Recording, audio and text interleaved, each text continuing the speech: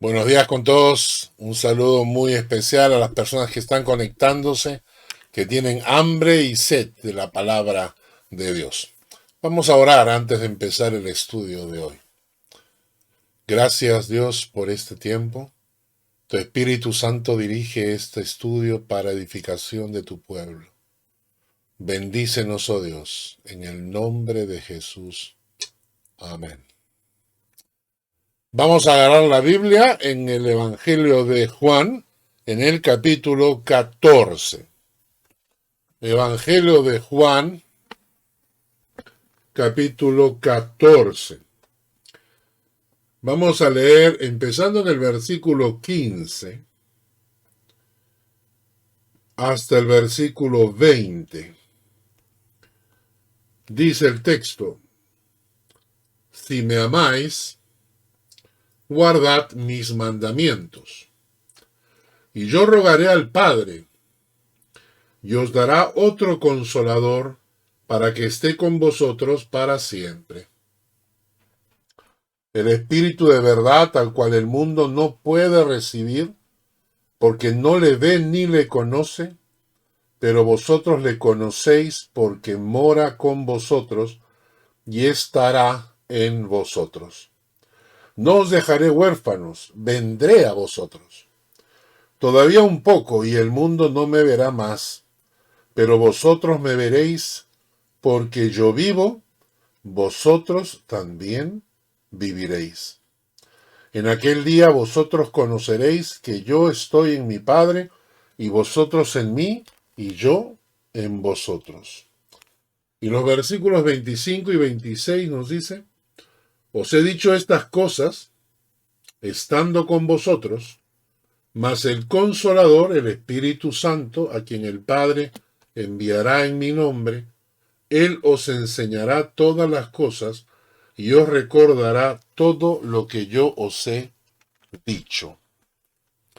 El versículo 15 lo estudiamos la semana pasada. Si me amáis, guardad mis mandamientos.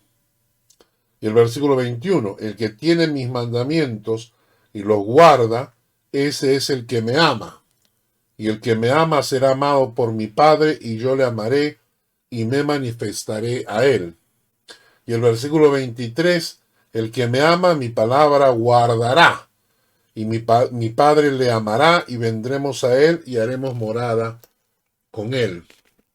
El versículo 24, el que no me ama, no guarda mis palabras. Y la palabra que habéis oído no es mía, sino del Padre que me envió. La semana pasada estudiamos este tema, porque esta porción de la escritura de Juan capítulo 14, a partir del versículo 15 en adelante hasta el 31, habla básicamente de dos temas centrales. El primer tema que tocamos la semana pasada es: el que me ama, mi palabra guardará. Y estudiamos acerca de la obediencia, estudiamos acerca del resultado del amor a Dios, es guardar y comprometernos con la palabra de Dios. Habíamos dicho que para muchas personas creían que guardar la palabra es algo como optativo, opcional, ¿no es cierto? Que como somos salvos por la fe, entonces ya el guardar la palabra puede ser algo optativo. No es así. Dijimos que el que me ama, mi palabra guardará. El que no me ama, no guarda mi palabra. Así de simple. Ahora entramos al segundo tema, es la venida del Espíritu Santo. ¿Qué relación tiene un tema con el otro? Porque el versículo 15, tomen nota, dice: si me amáis, guardad mis mandamientos. Y el versículo 16, que se supone que está siguiendo una hilación de pensamiento, el versículo 16 dice: y yo rogaré al Padre, y os dará otro consolador, para que esté con vosotros para siempre. ¿Qué relación existe entre el versículo 15 y el versículo 16? Yo se los voy a ilustrar con una experiencia en mi vida personal. Cuando salí del Perú y cuando me vine para Suiza, cuando vinimos con toda la familia, al igual que todos los emigrantes, todos los que salen del país donde nacieron y van a un país con una cultura distinta, se dice que tienen que pagar piso, que quiere decir que los primeros 5 años son 5 años en que tú aprendes idioma, aprendes cultura y tienes que trabajar en lo que sea. Porque mucha gente que llega acá a Suiza, todos ellos son gerentes y vienen listos para encargarse de las empresas, y no, etcétera, etcétera. Pero no es así, tienes que empezar desde abajo. Y a mí me tocó trabajar en una fábrica de cables de fibra óptica. En esta fábrica, un amigo mío era jefe de personal y me dio acceso. Mi alemán era malísimo, recién estaba recuperando un poco el alemán que había aprendido en el colegio en el Perú, pero que de alguna manera estaba guardado en mi subconsciente. Pero cuando me puse a trabajar ahí en esa fábrica, manejando máquinas que yo no conocía, mi jefe puso a mi lado a un amigo de nacionalidad turca. Él era un turco residente en Suiza. Un hombre realmente de buen corazón y que estaba dispuesto a enseñarme. El objetivo de poner a esta persona conmigo a trabajar eran 6 aspectos. Primero, era estar a mi lado, ¿no es cierto? Cuidar de que no cometiese ningún error. El segundo, acompañarme en mi proceso de aprendizaje. El tercero, guiarme. Cuarto, instruirme. Quinto, aconsejarme. Y sexto, corregirme. Se los he escrito acá para más o menos entenderlo.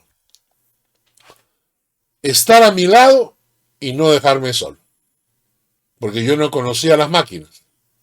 Acompañarme en este proceso de aprendizaje. Tenía que guiarme, a la vez que instruirme, a la vez que aconsejarme y a la vez que corregirme cuando cometía un error. Y yo aprendí mucho de Agash era su nombre. Yo aprendí mucho de este amigo y nos hicimos grandes amigos e inclusive aprovechamos el tiempo a veces para discutir asuntos teológicos y filosóficos. Fue una gran experiencia para mi vida.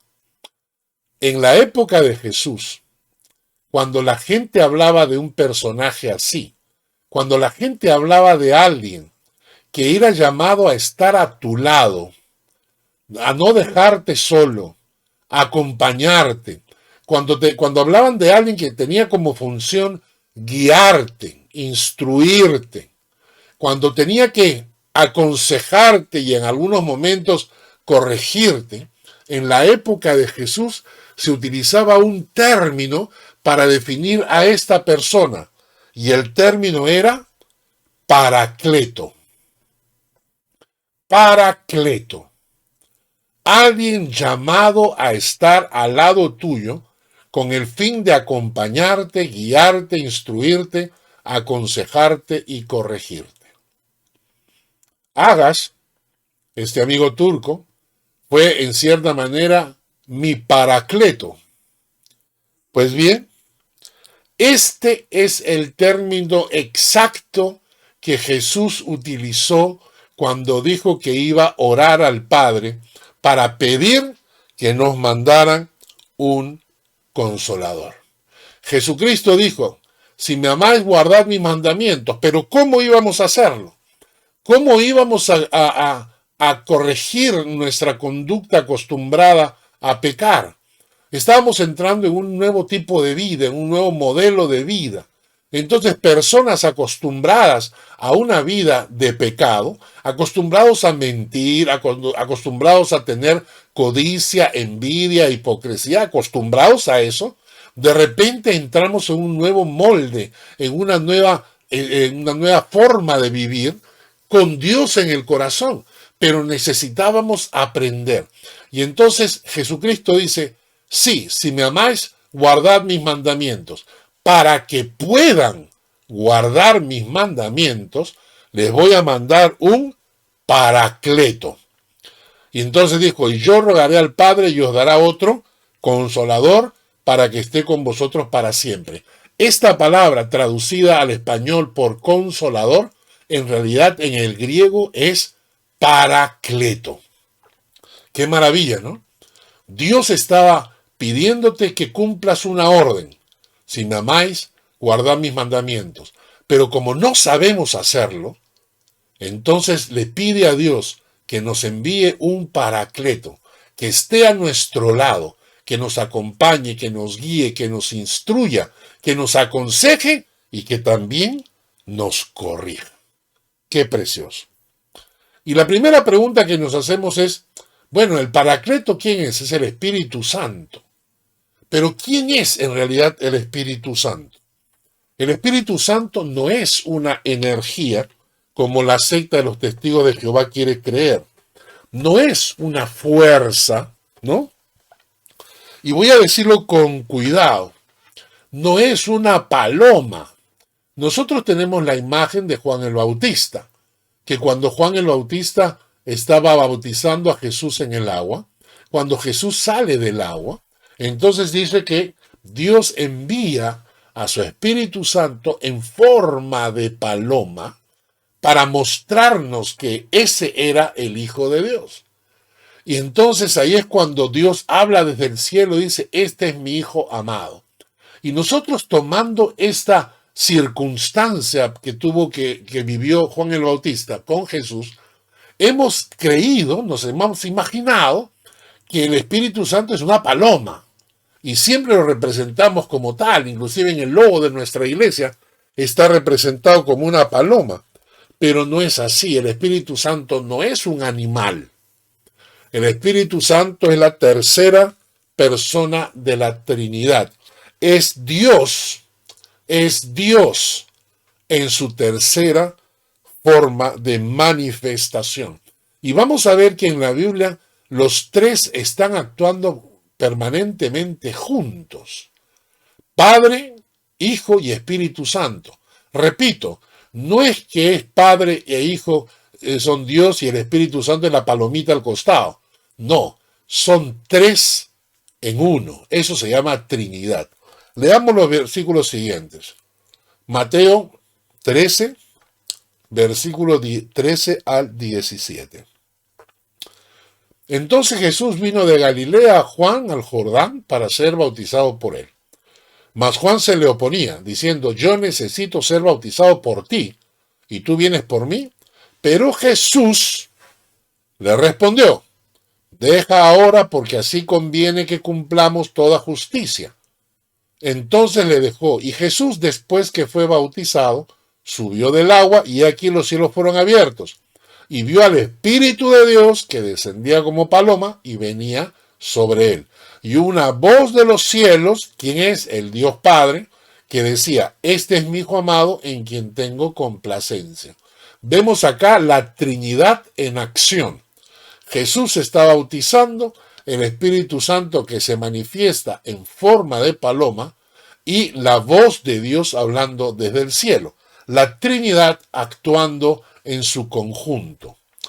En Hechos de los Apóstoles, capítulo 10, versículo 38, nos dice, como Dios ungió con el Espíritu Santo y con poder a Jesús de Nazaret, y como éste anduvo haciendo bienes y sanando a todos los oprimidos por el diablo, porque Dios estaba con él. Nuevamente la Trinidad en acción.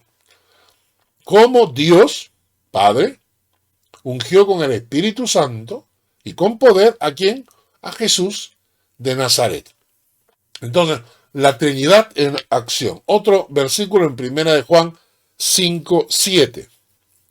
Porque tres son los que dan testimonio en el cielo: el Padre, el Verbo y el Espíritu Santo. Y estos tres son uno. Porque tres son los que dan testimonio en el cielo: el Padre, el Verbo y el Espíritu Santo. Y estos tres son uno. Génesis capítulo 1, versículo 26 nos habla de esta Trinidad actuando en la creación. Y entonces dijo Dios, hagamos al hombre a nuestra imagen, conforme a nuestra semejanza.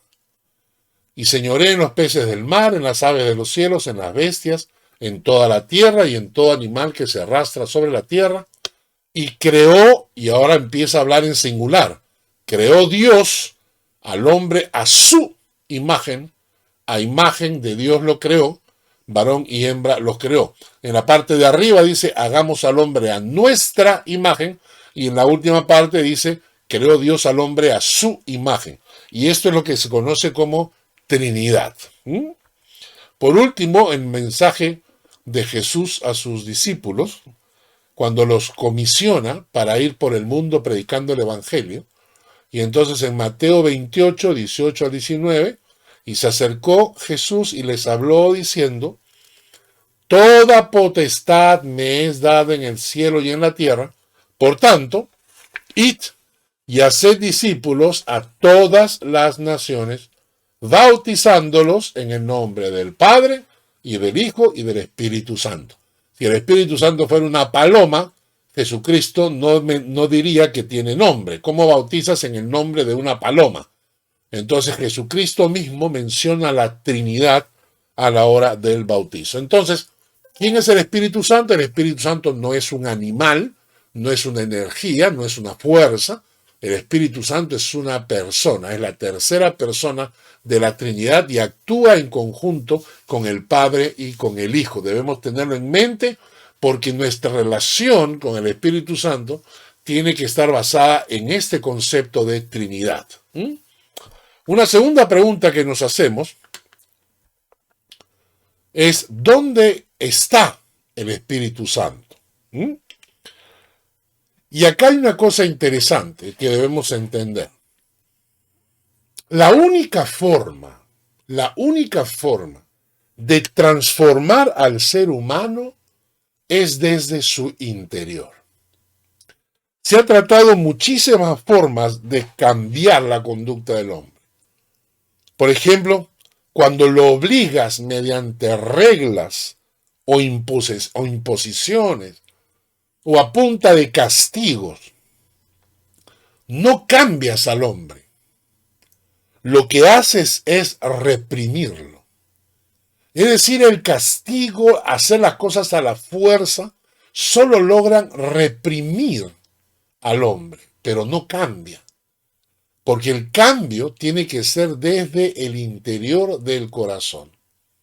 A mí me ha llamado mucho la atención lo que ha ocurrido en Estados Unidos en los últimos años, cuando, debido al presidente y a su conducta, la gente racista comenzó a sacar de su corazón todo ese racismo que tenían escondido.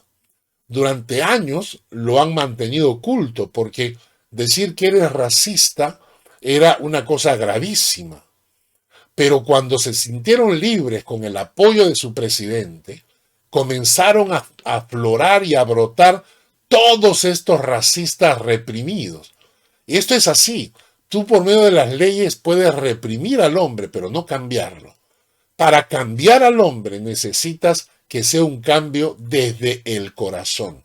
Y por eso es necesario que el Espíritu Santo viniese a morar y a obrar en nuestro corazón desde nuestro interior para poder producir el cambio y hacer que nosotros podamos obedecer a la palabra de Dios.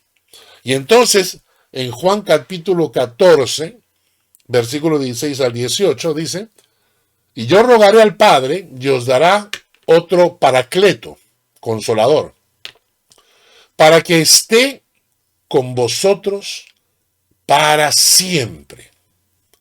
El Espíritu de verdad, el cual el mundo no puede recibir, porque no le ve ni le conoce, pero vosotros le conocéis, porque mora con vosotros y estará con vosotros. No os dejaré huérfanos, vendré a vosotros. Repito, el Consolador ha sido enviado, el Paracleto de Dios, el Espíritu Santo, ha sido enviado para estar con nosotros, a nuestro lado, para siempre. Dice, es el Espíritu de verdad que el mundo no lo puede recibir. Una persona que no tiene a Cristo en su corazón no puede tener al Espíritu Santo dentro. Porque dice, no lo puede recibir, tampoco lo puede ver, tampoco lo puede conocer. Pero nosotros que conocemos al Señor Jesucristo, conoces también al Espíritu Santo. ¿Y el Espíritu Santo qué hace? Viene a morar en tu corazón para poder producir el cambio necesario que necesitamos para obedecer a la palabra de Dios. Y dice, no os dejaré huérfanos. Otro texto nos dice, en Juan capítulo 14, versículo 23, respondió Jesús y le dijo, el que me ama, mi palabra guardará, y mi Padre le amará, y vendremos a él, y haremos morada con él. O sea, ¿cómo es esto? Vendremos y haremos morada con él. En el versículo 16, 17, dice que el Espíritu de verdad, el Espíritu Santo, es el que mora con nosotros. Y en el versículo 23 nos dice que tanto el Padre como el Hijo vendremos a Él y haremos morada en Él. Nuevamente la Trinidad presente, Padre, Hijo y Espíritu Santo, morando en nuestro corazón. Primera de Corintios 3, 16 al 17 dice, ¿no sabéis que sois templo de Dios y que el Espíritu de Dios mora en vosotros? Si alguno destruyere el templo de Dios, Dios le destruirá a él, porque el templo de Dios, el cual sois vosotros, santo es. Romanos 8:9. Mas vosotros no vivís según la carne, sino según el Espíritu, si es que el Espíritu de Dios mora en vosotros. Y si alguno no tiene el Espíritu de Cristo, no es de él. Y este texto de Romanos 8:9 es realmente fuerte. Mas vosotros no vivís según la carne, sino según el Espíritu, si es que el Espíritu de Dios mora en vosotros. Porque si no mora en vosotros, es muy probable que vivas en la carne. ¿Y por qué? Porque esa es tu norma de vida. Y si alguno no tiene el Espíritu de Cristo, no es de él. Aunque vaya a la iglesia, se golpee el pecho y todo. En Mateo capítulo 28, 19 al 20, Jesús prometió, miren al final, en el versículo 20 dice, enseñándoles que guarden todas las cosas que os he mandado, he aquí yo estoy con vosotros todos los días hasta el fin del mundo. Esta pues es la promesa que Jesús nos hizo y la cumplió por medio de su Espíritu Santo. Es decir, Él se iba para estar sentado a la diestra del Padre y en forma de Espíritu Santo venía para estar con nosotros todos los días hasta el fin del mundo. ¿Y por qué ocurre esto? Porque había una promesa en el Antiguo Testamento, una promesa que le había dado el profeta Joel. El profeta Joel dijo, Joel 2:28, y después de esto derramaré mi espíritu sobre toda carne, y profetizarán vuestros hijos y vuestras hijas. Vuestros ancianos soñarán sueños, y vuestros jóvenes verán visiones. Antes, en el Antiguo Testamento, el Espíritu Santo no moraba en todos los hijos de Dios, en el pueblo de Dios. No moraba. Moraba solo en personas especiales que eran comisionados para misiones especiales en circunstancias especiales. Es decir, en el Antiguo Testamento, el Espíritu Santo tocaba el corazón de individuos, pero la promesa de Joel era que en los tiempos cuando viniese el Señor, se iba a derramar el Espíritu Santo ya no en personas individuales, sino en toda carne, en todos los hijos de Dios. Y después de esto derramaré mi espíritu sobre toda carne, y profetizarán vuestros hijos y vuestras hijas. Y Pedro, en el día de Pentecostés, lo mencionó. Entonces Pedro, poniéndose en pie con los 11, alzó la voz y les habló diciendo: varones judíos y todos los que habitáis en Jerusalén, esto os sea notorio y oíd mis palabras, porque estos no están ebrios, como vosotros suponéis, puesto que es la hora tercera del día. Mas esto es lo dicho por el profeta Joel. Y en los postreros días, dice Dios, derramaré de mi espíritu sobre toda carne. Y Pedro está hablando acerca del Pentecostés. En otras palabras, la profecía de Joel era que el Espíritu de Dios iba a ser derramado sobre toda carne. Y esto empezó a ocurrir a partir del Pentecostés. A partir de entonces, todos los hijos de Dios tienen el Espíritu de Dios. Aquí, por si acaso, quiero aclarar algo. Nada tiene que ver si hablas en lenguas o no hablas en lenguas. El Espíritu de Dios se derrama sobre los hijos de Dios. El texto que leímos era: si no tienes el Espíritu de Dios, no eres de Él. Por lo tanto, si eres hijo de Dios, tienes el Espíritu de Dios. Lo digo porque hay iglesias que confunden y creen que hay que tener cierto tipo de don para demostrar que tienes al Espíritu Santo. Y no es así.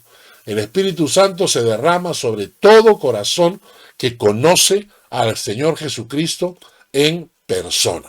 ¿De acuerdo? Entonces, primera pregunta: ¿quién es el Espíritu Santo? El Espíritu Santo es Dios manifestándose en la tercera forma de la Trinidad. ¿Dónde mora el Espíritu Santo? El Espíritu Santo mora en nosotros. En realidad, la Trinidad mora en nosotros. Romanos 8:9 nos vuelve a repetir lo que le acabo de decir. Mas vosotros no vivís según la carne, sino según el Espíritu. Si es que el Espíritu de Dios mora en vosotros. Si alguno no tiene el Espíritu de Cristo, no es de Él. Vamos a contestar ahora la tercera pregunta.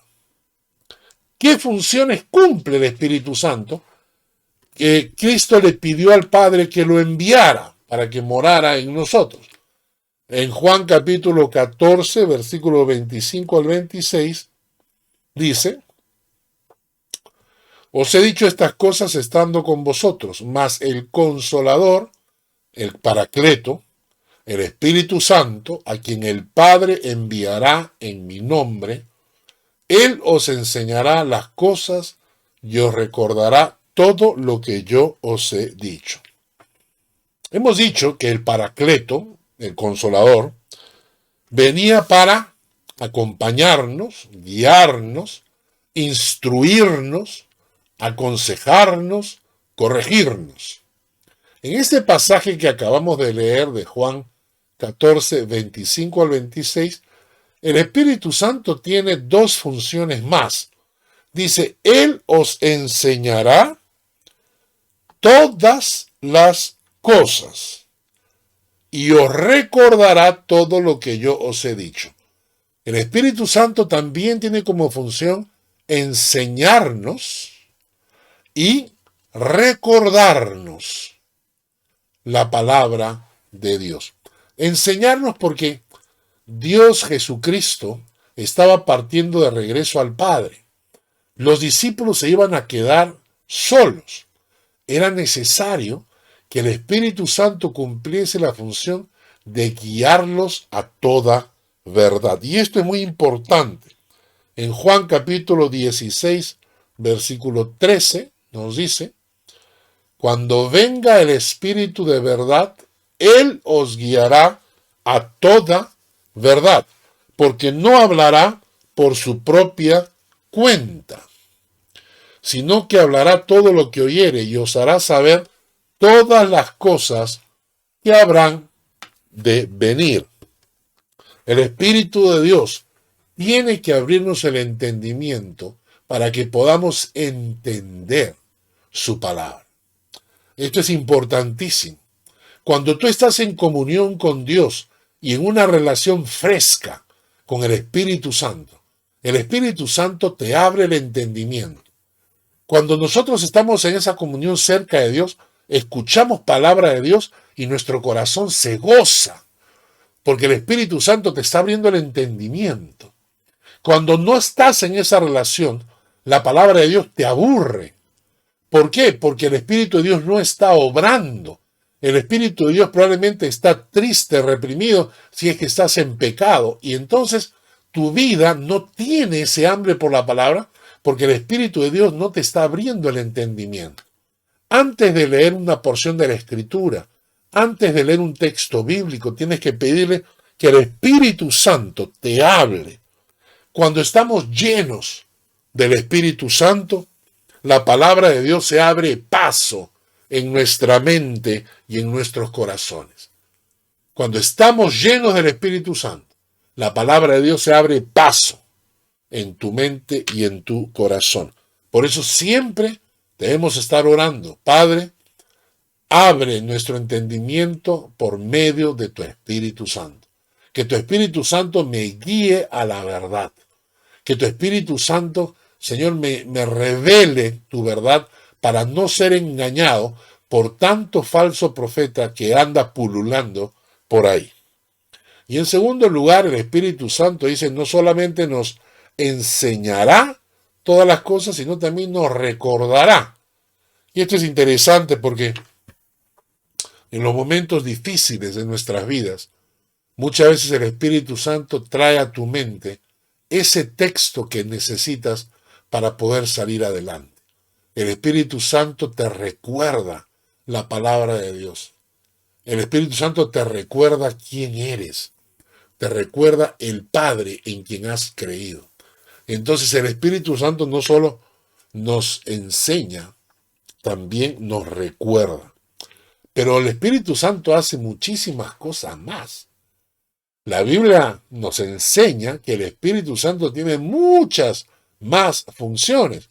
Tomen nota, porque es maravilloso. El Espíritu Santo te marca y te sella como propiedad divina a los que llegan a ser hijos de Dios. ¡Qué maravilloso!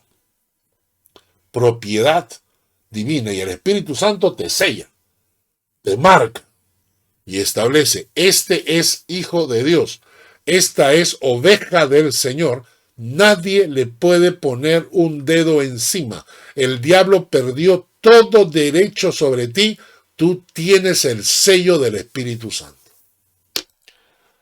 En 2 Corintios 11:22 dice, el cual también nos ha sellado y nos ha dado las arras del Espíritu en nuestros corazones. ¿Qué son las arras? Cuando tú compras un departamento o una casa, das un adelanto en garantía de que vas a comprarla definitivamente. Y entonces el Espíritu Santo son las arras de nuestra salvación.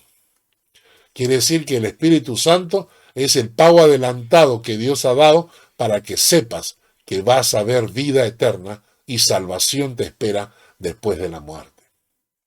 El Espíritu Santo te transforma en una persona nueva.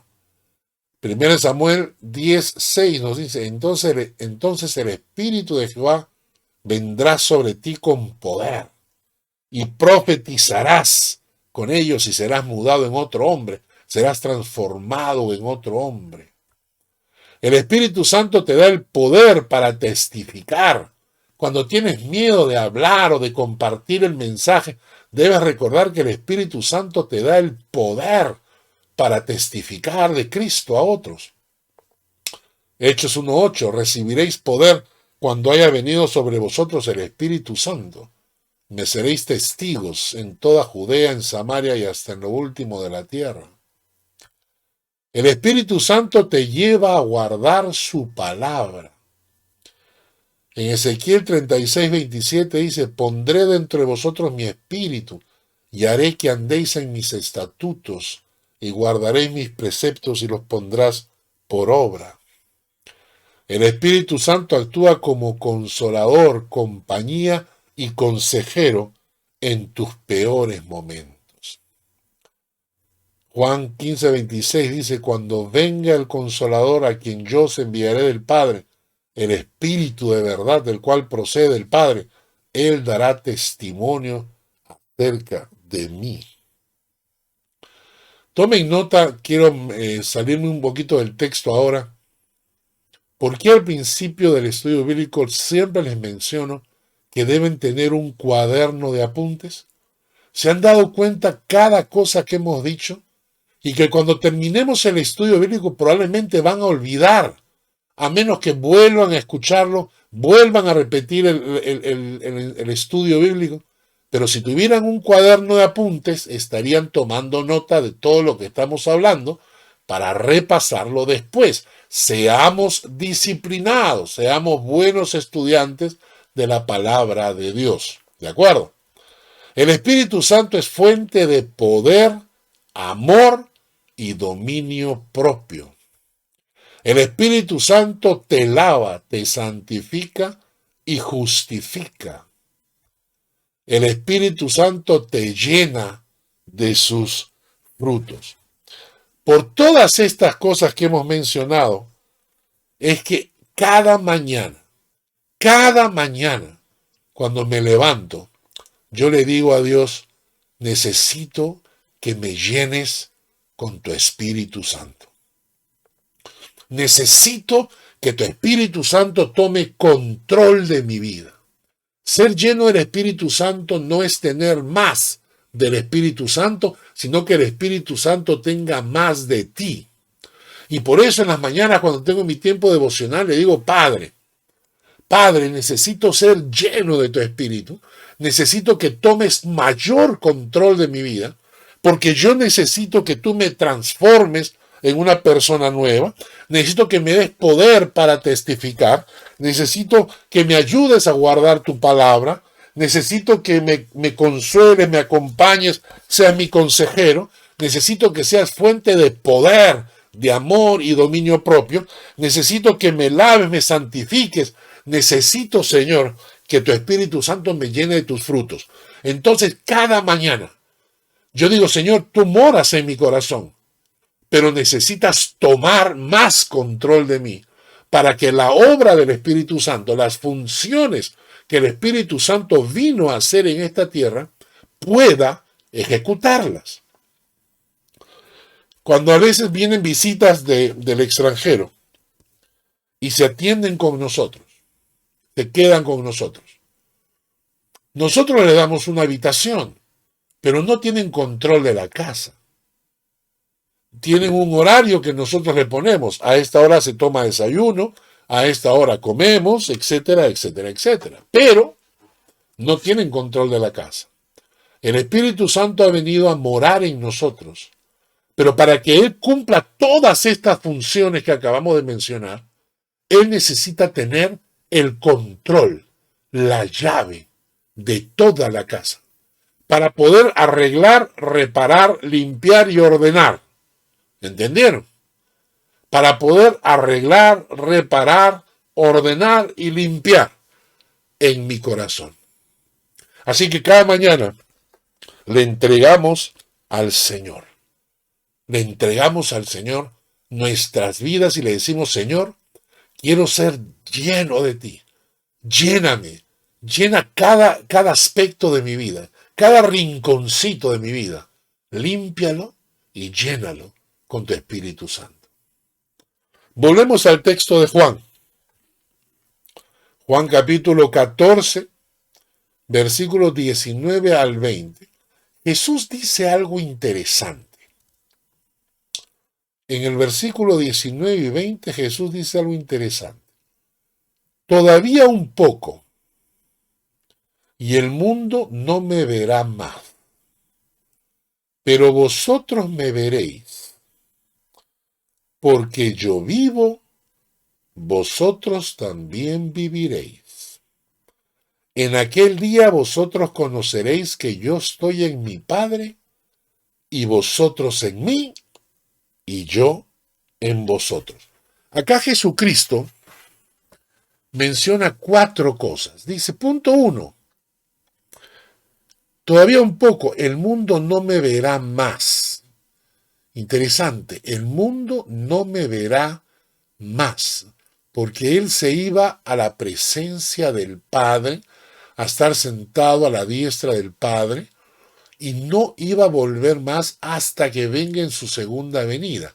Y entonces les dice a sus discípulos, todavía un poco, y el mundo no me verá más. Pero dice, pero vosotros me veréis. Y eso es cuando vemos con los ojos del alma, vemos con los ojos del Espíritu, cuando vemos la mano de Dios obrando, Jesucristo obrando. Y luego dice una frase preciosa, porque yo vivo, vosotros también viviréis. Y luego añade, en aquel día vosotros conoceréis que yo estoy en mi Padre y vosotros en mí y yo en vosotros. ¿Y saben de qué está hablando este texto? De una fusión. La fusión que existe entre Cristo y sus hijos. Es decir que Cristo y nosotros llegamos a ser uno. Interesante, dice, yo vivo, vosotros también viviréis. Conoceréis que yo estoy en mi Padre, vosotros en mí, yo en vosotros. Es una fusión.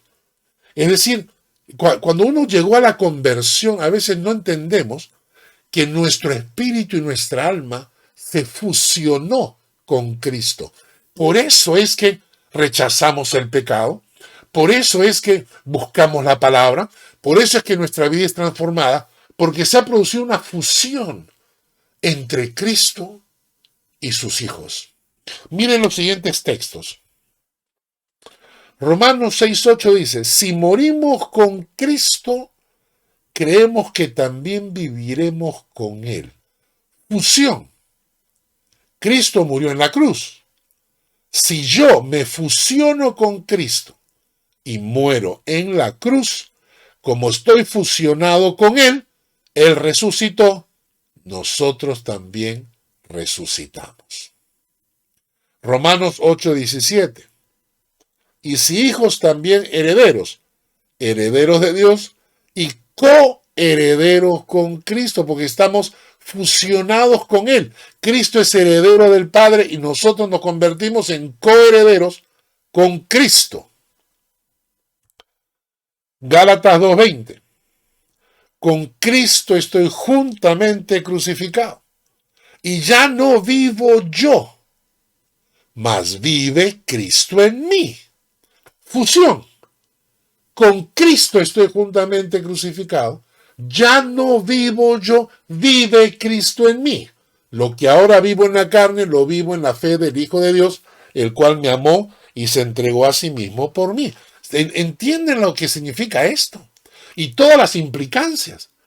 Que si tú eres un hijo de Dios, tú has sido fusionado con Cristo. Y esto tiene que reflejarse en tus gustos, en tus deseos, en tus anhelos, en tus sueños, porque has sido fusionado con Cristo. Y porque Él vive, vosotros también viviréis. Pero nosotros en esta vida estamos fusionados con Él. Nuestra vida, de la vida de los hijos de Dios, auténticos hijos de Dios, debe reflejar esa fusión. Si no hay esa fusión con Cristo, no eres hijo de Dios. Más textos bíblicos. Efesios 2:4-6. Pero Dios, que es rico en misericordia, por su gran amor con que nos amó, aun estando nosotros muertos en pecados, nos dio vida juntamente con Cristo. Por gracia sois salvos. Y juntamente con Él nos resucitó. Y asimismo nos hizo sentar en los lugares celestiales con Cristo Jesús. ¿Cómo voy a estar yo sentado en lugares celestiales si estoy aquí en la tierra? Porque estoy fusionado con Cristo. Y donde está Cristo, estoy yo. Me voy a mi Padre a preparar el lugar y vengo a tomarles a mí mismo para que donde yo estoy vosotros también estéis. Fusionados. Nos dio vida juntamente con Cristo, juntamente con Él nos resucitó, juntamente con Él nos hizo sentar en lugares celestiales. Esta es una verdad que hay que reflexionarla. Aquí tenemos una tarea para pensar los próximos días. ¿Qué significa para mi vida como hijo de Dios el hecho de estar fusionado con Cristo? ¿Qué significa para mí? Para mí significa salvación, redención, justificación, es cierto, pero también santificación, obediencia, amor por la palabra de Dios, amor a Dios, todo eso. Más textos. Colosenses 3:1. Si pues habéis resucitado con Cristo, buscad las cosas de arriba donde está Cristo sentado a la diestra de Dios. Si habéis resucitado con Cristo, fusionados con Él. Colosenses 3:3. Porque habéis muerto y vuestra vida está escondida con Cristo en Dios. Voy a tratar de ilustrarlo. La Biblia dice que esta fusión que existe entre Cristo y sus hijos es un misterio. Nadie entiende cómo funciona exactamente, pero el mejor ejemplo de esto es el matrimonio. Dice la Biblia, dejará el hombre a su padre y a su madre, se unirá a su mujer y serán una sola carne. Y luego dice el texto, este es un gran misterio, mas yo digo esto de Cristo y su iglesia. Quiere decir que los verdaderos hijos de Dios estamos como en una relación conyugal, unidos en matrimonio de por vida, de alma, de espíritu y de cuerpo con Jesucristo. El ser un hijo de Dios auténtico significa que yo estoy casado con Cristo para siempre. Que mi alma, mi corazón, mi cuerpo, todo le pertenece. Soy suyo. Y vivo con Él, unido en ese ejemplo, como si dos personas se unieran para vivir para siempre. Otro tipo de relación con Cristo no existe. No existe la persona que oró a Dios pidiéndole a Jesús, venga a mi corazón, y con eso no se convirtió en hijo de Dios. Porque los que se han convertido en hijos de Dios son aquellos que han unido sus vidas a la vida de Cristo. Y esa fusión es lo que determina si tú eres o no eres un auténtico hijo de Dios. El tiempo ha transcurrido. Nos tocaría tocar el versículo Juan 14:27, que habla de la paz. No nos va a dar tiempo para ello. Quizás la próxima semana podamos leer ese texto. La paz que viene de Dios. La paz os dejo, mi paz os doy. Yo no os la doy como el mundo la da, no se turbe vuestro corazón ni tenga miedo. Esto lo vamos a ver la próxima semana. Nos quedamos el día de hoy pensando en esa fusión que existe entre Cristo y sus hijos. Repasemos. Dios nos pide que guardemos su palabra si es que lo amamos. El que me ama, mi palabra guardará.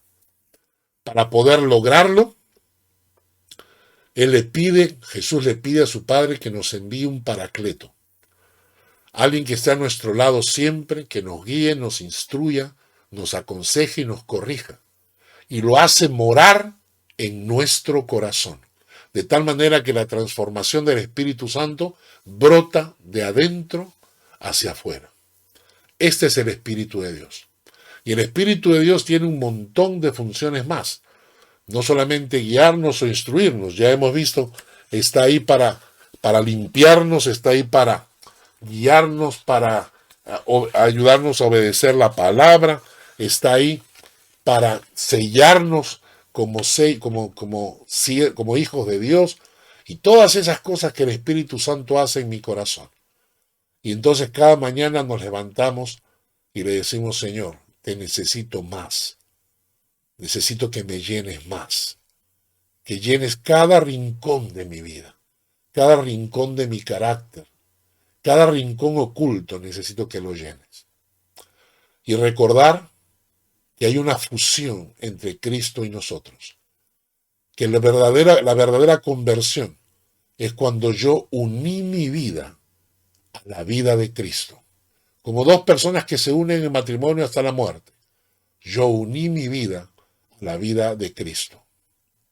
Yo soy suyo y Cristo está en mi corazón. Vamos a orar.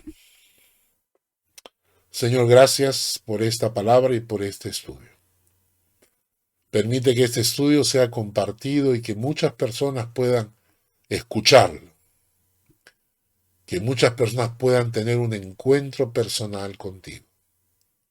Gracias, Padre. Guíanos en el nombre de Jesús. Amén y amén. Que Dios les guarde y les bendiga.